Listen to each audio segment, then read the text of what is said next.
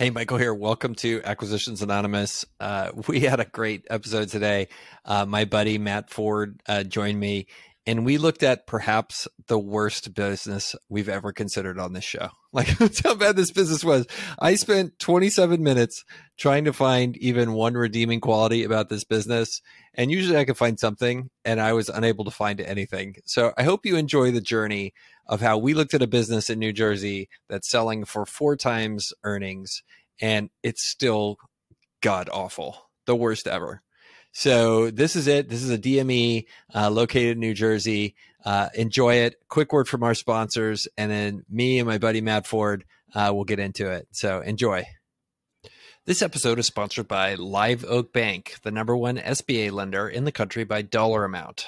But they're more than the top SBA lender. They also provide USDA and conventional financing, tailoring each loan to their customers' unique needs. Whether you're looking to buy or expand a business, let Live Oak be your financial guide. With Live Oak, you get a partner who believes in your success and is willing to take the journey alongside of you. Live Oak's M&A financing experts lend across many industries nationwide.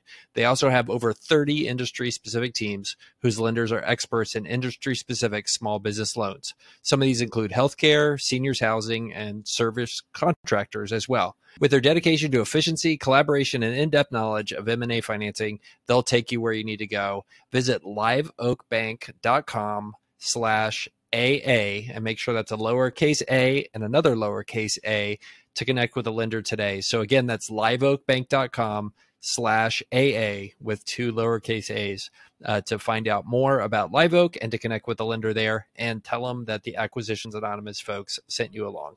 Thanks a bunch. Okay. Matt, are you ready to talk about a medical supply company? Yeah, let's do it. Yeah. Long time listener, first time caller, so this is kind of exciting. You're going to be amazing. You're going to be amazing. Okay. So you are from the DME world. So we picked a deal from the DME world. So the title of this one from BizQuest is DME, Durable Medical Equipment Supply Company, that is 15 years old in Bergen County. They have all major insurance contracts and full staff. So Bergen County evidently is in New Jersey, and they are asking $500,000 for this business. The gross revenue is $491,000. Cash flow is $491,000. I think when they say that, they don't know what cash flow actually means. There's no way it should be the same as gross revenue. EBITDA is $125,000. Inventory, which is included in the asking price, is $110,000. And then the furniture's fixtures and equipment is $30,000. So put those numbers back together. They're asking $500,000 for a business that does $125,000 in revenue and has in profit and $110,000 in inventory. So about, what is that? About 4 times earnings.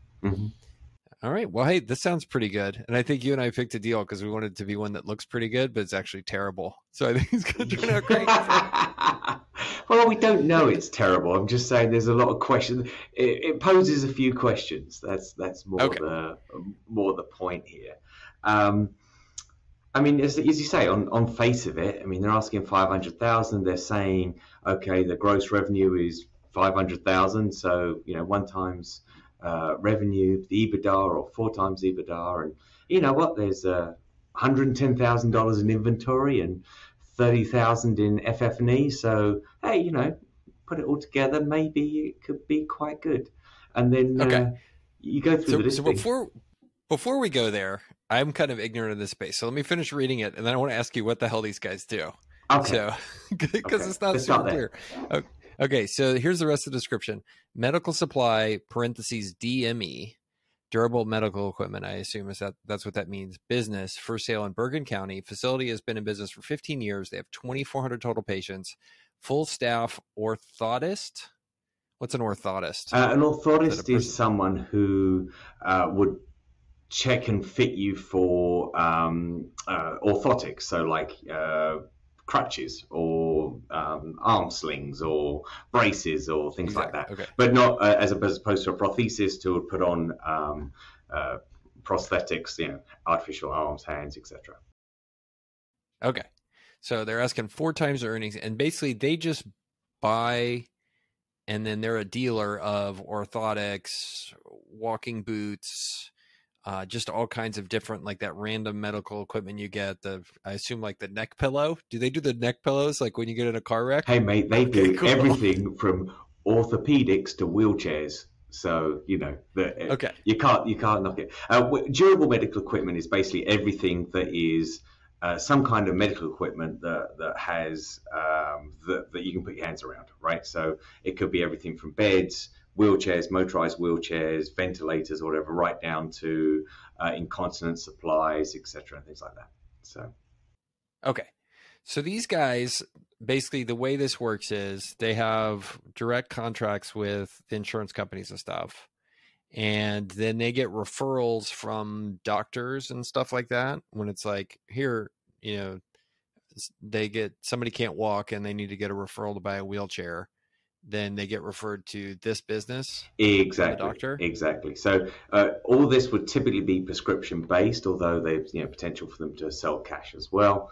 So the patient has gone along and said, what you need is a wheelchair. Thank you very much. I'll go and get a wheelchair. And this could be just a standard unmotorized push wheelchair that you see, or it could be all the way up to a full on scooter. A scooter type deal, or it could be a bed, or it could be a walker, or it could be a commode, or something like that. That's just all through that line. And then they would come along and these guys would provide it, and then in turn would either bill the insurance, which is most typical, which they're emphasizing here, or that have some sort of cash portion as well of things that you could add on or purchase in addition to, or upsell to.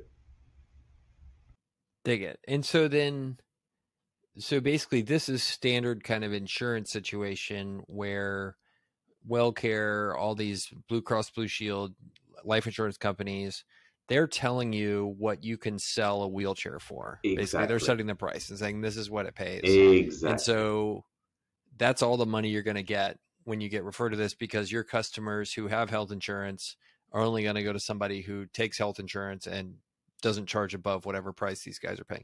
So if I'm in this business, right, so I'm buying this equipment, I'm storing it in my business, I've got 5 or 6 employees, and I'm kissing doctors' butts in order to get referrals from them, how do I make sure that I'm going to stay profitable if the insurance company decides I'm not going to be? Is that the big problem with this business? Yeah, definitely. That's one of the huge problems. And how do I decide if I'm going to make? Well, yeah, I mean, that's it. You're in an agreement with an insurance company, and they're paying the bills, and they're paying for these services. So if they decide that XYZ is not worth what you were previously paying for it, or they were previously paying for it, yeah, you essentially could be exposed to them just changing their minds. And the other side of it, of course, is you're squeezed on, the supply side of it as well. So who are my vendors? Who am I buying for? Well, if they up their prices, then you'll get squeezed as well, because your payment system is essentially capped by your agreement with that insurance company. Wow. Okay. So then I guess my big question is, well, they're in a leased real estate space. They have 5 employees, established in 2007. And their rent is $3,200 a month. So why do they think they can get 4 times earning for this business then? It doesn't make any sense. Well, it seems like it could swing to losing money very quickly. I think the answer to that one is right at the bottom of the listing. There's a reason for selling. I'm off to Florida. So that's why they're asking. Because Florida is going to cost me $500,000. That's why I need it. So, there we are. I think that's what it boils down to. And then and then they have what? Okay, I'm really. I just saw this link. So they put an attached file in this listing that is a link to a YouTube video called "How to Start a Medical Supply Business Online Strategy." Yeah. Why did they attach this to their listing? I think because the lady looks so surprised they're asking for $500,000 for the business. No, I mean, actually, I did actually watch the video, and it's quite fabulous because it's explaining how to start the business from scratch.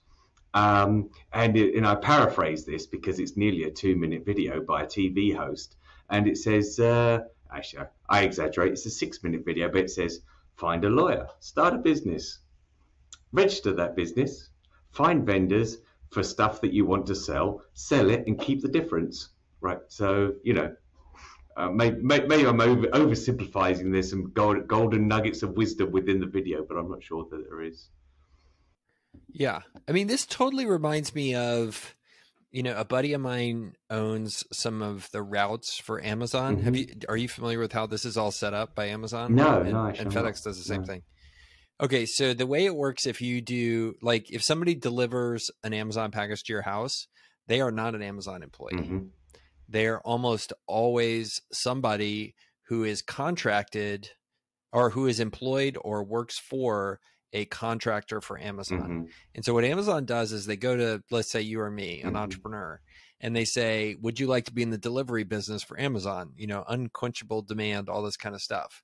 And we'll help you get some trucks. And all you need to do is hire a bunch of people, manage the trucks, and then be responsible for making sure the packages get delivered, and we'll pay you per package, and we're going to tell you what we're going to pay you.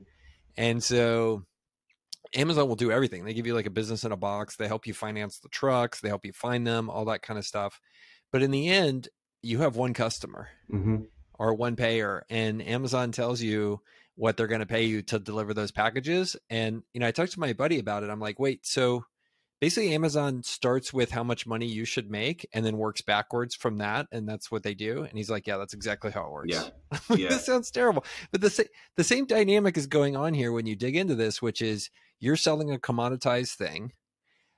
On one side, you have the actual buyer, the customer, which is the medical insurance, right? And they're incentivized to pay you as little as possible. And they're going to tell you what they're going to pay.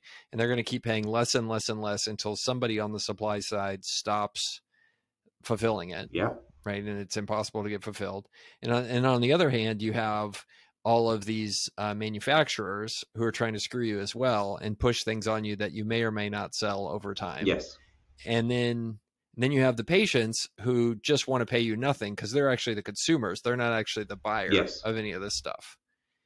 So why do I want to be in this business? You missed one important thing, because the buyer, the consumer, and the vendor aren't the person actually deciding what's being handed out. That comes down to the doctor who's writing the script. So, hey, I need an XYZ wheelchair for this patient. Well, okay, that's great. So now your patient walks through the door and says, I need the XYZ because my doctor said so.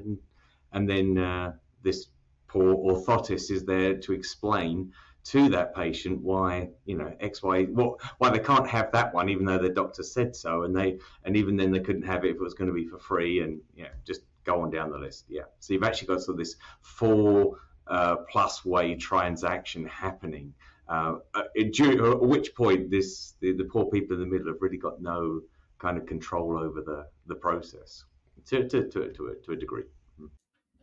So there's a decent chance that a good part of my life then will be getting yelled at by doctors who are unhappy with me. Oh, totally. Wait, and so So this can turn into an impossible situation for me. So some doctor writes a script saying this customer needs a wheelchair XYZ, a wheelchair with like a light bulb on it. And then they show up you're the preferred provider for their office, and you're in their good graces because you take care of their patients like crazy. And then they show up at the patient shows up at your office, says, here, give me my wheelchair. And you call the insurance provider, and the insurance provider says, congratulations, you can have the light bulb wheelchair, but we're only going to reimburse you for this. And then you call the manufacturer, and the manufacturer says, we're charging you this plus something. So in effect, you could be forced to sell equipment sometimes to maintain that relationship with the doctor, even though you're going to lose money on it. Oh yeah, very, very easily, very easily. I mean, you wouldn't necessarily have to sell it, but again, it's one of these situations where what happens in real life is you're trying to, appease everybody and lose yourself. So yeah, that's very possible. So the hilarious thing about this listing, to bring it back, Matt, is it says hot listing. This is the least hot listing I've ever heard. There's nothing redeemable about this business. Honestly, I chose this one because it's a sort of a lay If you look at it as a layperson, you say, okay, well, this, 15 years in business, blah, blah, blah, hot listing, etc. Yeah. And you might think, okay, well, aging population, they all want wheelchairs, this all looks good. And you know what, 1 times revenue, etc., go down the numbers, and there's a bit of this. And then we actually break it down. And it's not just this, every sentence gives you pause. It's every phrase within every sentence gives you pause about this. Yeah, about okay, I need to dig deeper into that. Okay, I need to dig deeper into that. Okay, I need to dig substantially deeper into that. I mean, I was just trying. I'm googling the broker's name, Igor Vane, to see if Igor Vane shows. Oh my God, no. Okay, that's good. It's like some stuff came up. It's like, oh my God. Okay, go back to safety. Back to safety. Let's not share that. Let's be But like, I was just trying to think, like, the way we've just broken down this business, this is the worst business. Like, I'm trying to think, what businesses would I less want to be in than this? And the only redeeming quality for this is at least, like, you're not going to have incredibly high fixed costs. That's the only redeeming quality. Like, I would not want to be in a business where I'm like manufacturing something with very high fixed costs with variable demand and margin pressure, and it's commoditized, right? Like the classic like textiles in New England kind of problem. And like, I think that's the only business. Like, I would rather own an unbranded pizza restaurant than this business. Like, that's how bad this business is. And we haven't even got the good part yet. I mean, of just sort of, the wackiness of it all. I mean, do tell. Okay, so because it will get actually sort of steadily worse, as potentially worse. And let's say, fair play, it might be perfect, but what I would want to dig in on. So you look at those sort of revenue numbers, and the broker has obviously not really helped them much in terms of going through and identifying the difference between cash flow and net cash flow. And you sort of look at that and think, well, okay, they might be a bit unsophisticated, and we need to think about this. Now, the first thing that leaps out at me is that the way that you bill for these insurance providers, right, is that you have to bill a gross revenue rate, and then you have a contracted rate that comes down to, and this can be nearly twice as much. So I don't know if their gross revenue is like half what they're talking about right now, or if it's double what the 500,000. But if you look up similar listings for that kind of number, you're going to be getting into you need a top line of about $1 million to get into a EBITDA of 100,000, right? So you've got to be in there, and then the asking price would be about the same. But so to interrupt you there, what you're saying is based on somebody who's familiar with this industry, these numbers are fantastical. Like, they should be. There's no way they're running at 25%. Basically, they're claiming to run at 25% EBITDA margins on $500,000 in revenue. They're making 125,000. You're saying there's no way that's market. I'm just saying they might have accidentally not checked their numbers properly. That's all I'm saying. But I mean, you don't need to be in the industry to turn around and say, okay, so hang on a second, you've got you're basically a company that sells a product, right? You're a standard store, so your gross profit margin is going to be 50%. So let's say your gross revenue is $500,000, and you got 50% gross profit margins. That leaves you 250,000, right? And then somehow, and they've got an EBITDA of 125. So somehow they're paying 5 staff on 125,000 in New Jersey. And you've got to look and say, ooh, those are pretty cheap staff, particularly when one of them is an orthotist, and well, that's good go. But this is where the kind of an orthotist in New Jersey has to be 6 figures, like easily. I have no idea, but they're going to be. If they are a professional, they are going to be commanding a professional salary. So yeah, they're certainly not walking around at 25 grand. Let's assume let's say that. But this is, you just sort of go down, right? So stick it on the sort of the revenue aspect and the opening line of 15 years, right? And sort of bear in mind this perhaps lack of attention to detail. One of the things that all these insurance companies can do is, if you're open to audit, right? They're going to walk up and say, hey, look, we just want to check the last 5 years of money that we've sent you. because we want to make sure that everything was in place and you had all the proper paperwork and the paperwork was up to date and it was properly stored and you did it in the right way, etc. Because we just trusted you in the first instance that you did it right. Now we want to make sure. And so they could go back and recoup. So you could end up buying this company and all of the revenue from the last 7 years is essentially exposed to their ability to maintain their paper records. So you'd have to, or electronic records about, who they gave to what and when and how they gave it to them and did they bill correctly. So you've got a huge amount of inspection to do. So that's the first concern over 15 years. So that takes us to the end of the first line. Well, I think you bring up a really good point. And I think you and I have talked about this before. If you're familiar with Monopoly, you know what a monopoly is, right? There's only one provider. Have you ever heard of a monopsony? Have you ever heard of that concept? I have, and I forgot what it is, but you did explain it to me once over coffee. Okay, so this is really super interesting. A monopsony is when there's only one buyer. Mm-hmm. Right. So monopoly is only one supplier. Mm-hmm. A monopsony or a duopsony is when there are two buyers. Mm-hmm. Monopsony, one buyer, duopsony. And you can have, I guess the other one is an oligopsony. I guess that's what it is. There's like this universe in which there's only a few buyers. So that puts all the leverage against the sellers. Mm-hmm. Right. So a great example of like a monopsony is Walmart. Mm-hmm. Right. And that's why like Walmart in a lot of cases is the only potential buyer for a potential good. Yeah. So like you have to pay whatever they're going to tell you. Yeah. Right. And that's why like there's nonstop flights to Bentonville from all over the world because you got to go there, kiss their butt and get on their shelves. And then you can also have monopsonies in other industries. That's like super interesting. So like a monopsony in like food, mm-hmm. right? So there's like Cargill, Tyson Chicken, all these things. Like if you want to sell your grain, like just our soybeans, like congratulations, you get to sell it to Cargill. And who else? Mm-hmm. Cargill. Like, so they're going to tell you, so that's why those are such big companies and it rewards scale because you become the only buyer for that thing. So another example that's super interesting, another monopsony is Spirit Halloween. So you're familiar with this business model? Okay. So have you ever wondered why there's only one provider of like pop-up like Halloween stores? Like, why is there only one? Like, shouldn't there be like more?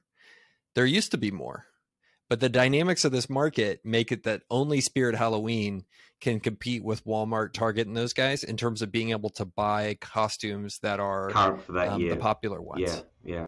So I was in this business and we couldn't buy only Spirit, Walmart, H-E-B, all these big guys could buy the branded stuff with everybody wanted to be Spider-Man that year. Mm-hmm. Walmart would sell the costume to kids for cheaper than we could buy it.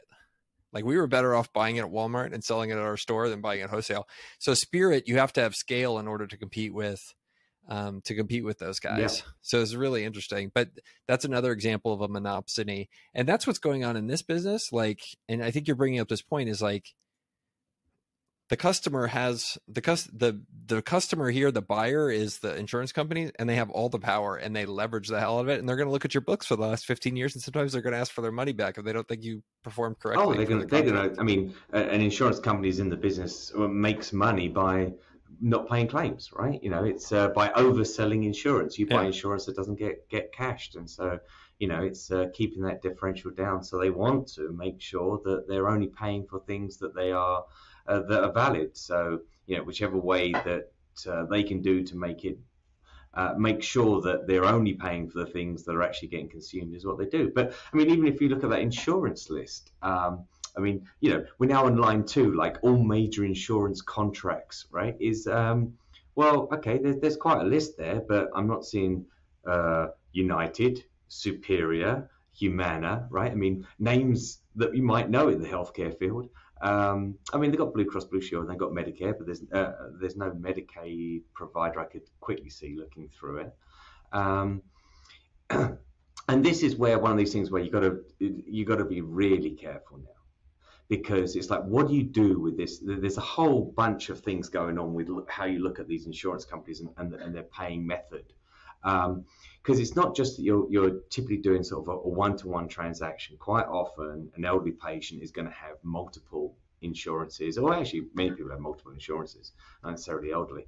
And so the order in which these contracts are organized by the patient, so who's their primary provider, who's their secondary.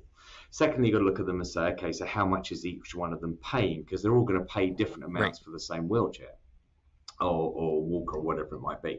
So going back to your Monopsony subject, right? One, yes, you're probably cheaper buying your crutches from Amazon, so that's an issue. But two, when these guys, you say, they can come in and just say, oh well, I'm going to pay this much for a pair of crutches, please try and supply it. What you could be looking at is a situation where you've got one dominant insurance. There's one major employer in the town, right? And they're XYZ insurance, and their starting their starting payment is really low because they've got full control. Well, if there's a secondary, right? So there's a second insurance coming in, you don't get to move up to whatever your agreed amount with that secondary payer is. You have to take what the primary has. So the actual sequence that those insurances are in can make a really quite a substantial difference into how much money you make, because you're locked into what that dominant insurance is in that locale for those kinds of places, because you just can't bring up. So even though, so let's say insurance A is the dominant provider and it's a low rate, but I've got a great contract with company B. If B's in the second place, none of that matters, because that you don't get to write up. Third thing is, it's really questionable as to whether these insurances will transfer with any sale that you make, right? So you're now kind of locked in the situation. Well, they're very unlikely to transfer with just an asset purchase, because this is the opportunity for the insurance company to renegotiate, because you're coming in as a new provider, right? So you could be exposed to several years of waiting to get back into this network. It's not like it's a 2-month process. It could take multiple years to get in with them. So they're saying, well, you know what, this is a good opportunity for us to reevaluate the amount of money that we're paying you. So you could try and do an asset purchase to inoculate yourself against the potential for them coming back for old monies that were paid in the past that weren't properly papered, and then lose all the contracts with the insurance companies you got. Or you can do the stock purchase and hope there might be more likely to transfer with the business, and then be exposed to all of the previous billings. So that's a tightrope to walk along. So anyway, well, we should wrap this up, because this wins the award for the absolute worst business we've ever looked at. Like, usually by this point in the episode, Matt, like, we find something redeeming, or I'm like, okay, here's how we can make this work, guys. Like, we take this DME and we turn it into like a social media hub thing, and we raise some VC, and then we turn it to go to the metaverse. Like, I literally have been spending the past 5 minutes as we've walked through every dynamic of this business and hated every single part of it. And this is one where I'm like this is unfixably bad. I would rather own like a taco truck than own this business. Like, that is how bad this business is. And it is just it's unreal how bad this is. Just for grins, just scroll down a little bit further, because this, full staff. Okay, they list 3 of them, and there's only 2 left. Why don't you just tell us what the other 2 do? That'd be handy. But if you get to the market outlook and competition, right? Post-COVID medical supply exploding is currently the best. Like, what?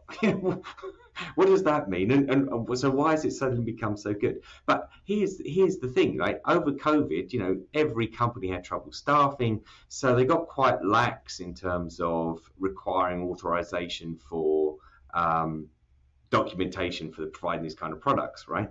But now they're coming back to expect. So it's very likely over the last few years, things might have got a bit wobbly. And now you're really, it gets worse. Really gonna get track. And then the final piece is, like, this is the delivery model. Well, you got 5 people, but there's an orthotist. What's it? We haven't even covered. Like what? So basically what you're saying is we haven't even covered that there's a bunch of delivery guys running around. You have to manage that, and how hard it is to get vehicles and all that stuff. And then that this is probably, these numbers are at the best all time because of a COVID bump. That's going back to terrible again. But also, they're probably the most risky, because there was not the same oversight, perhaps. But now they're coming back, and they're actively like really looking at what they paid for insurance companies over what they paid for the last couple of years. So, yeah. Okay. Kind of hard. Okay. So 2 things. One is I think we got to stop the bleeding on this one. This business is so bad. This is the worst business we've ever considered. Yeah. And number 2, I hope you'll come back. And the next deal, we need to find something that at least has one redeeming quality to it. Can we do that? Well, this one does have one redeeming quality in that you'll never, in come season 105, you'll be able to say, yeah, but it's not as bad as. Damn it. That was the worst business we ever saw. All right. I'll click stop here and thank you very much. Mate, I loved every second. Great. Thank you.